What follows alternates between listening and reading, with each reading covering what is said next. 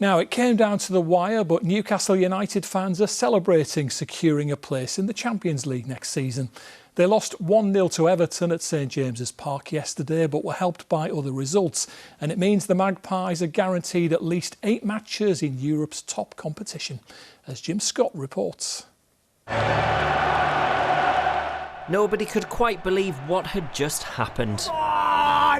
They knew they needed to beat Everton to guarantee a place in the Champions League. They didn't. Things weren't going to plan at St James's, but dropping points elsewhere, Aston Villa were edged out as Manchester United took the lead, paving the way for this. Newcastle United are back in the Champions League. The long-term benefit that we will feel gives us a really exciting feeling going into next year. So many positives. Of course, we've won a cup as well during this season, so it's been a memorable campaign, and I can't thank the players that have given me everything enough. Bittersweet, but I'll take anything we can do, like bang on. However, tune. Absolutely thrilled, really pleased. It was very frustrating. We should have got a lot more, we should have got a lot of goals, but we did brilliantly. I'm very proud of the club.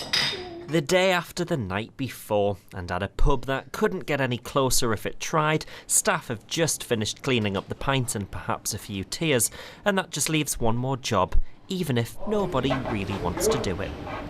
We've waited long enough and the anticipation was there, but you've always got, yes, but it's Newcastle and anything could happen, and for once it did, and it was in our favour. Everybody wants to come to Newcastle anyway, it's a fantastic place, but to bring all these other supporters over again, it's going to be a great time. What a weekend it's been for North East football, the guaranteed return of Premier League Weartime derby days, and for the Mags, the prospect of electric scenes in the sun. Jim Scott, BBC Look North, Newcastle. Yes, as Jim mentioned there, the prospect of a Tyne Wear derby beckons after Sunderland's promotion to the Premier League on Saturday. Well, there have been celebrations, of course, both on Wear side and at Wembley after the victory over Sheffield United. And the reality was still sinking in for some fans at the club shop today. No. Still feeling dreamland. It doesn't feel real at the moment. Unbelievable. I said 2-1 before the start, but then I was a bit panicky, to be honest. I've seen videos on here, you know, the stack at Seaburn, you know, Keele Square, every pub, you know, the economy must have been lifted, you know. Keeping our fingers crossed that we can hold our own a bit and don't become the whipping boys of the league. Bit of a negative there, but not to be left out.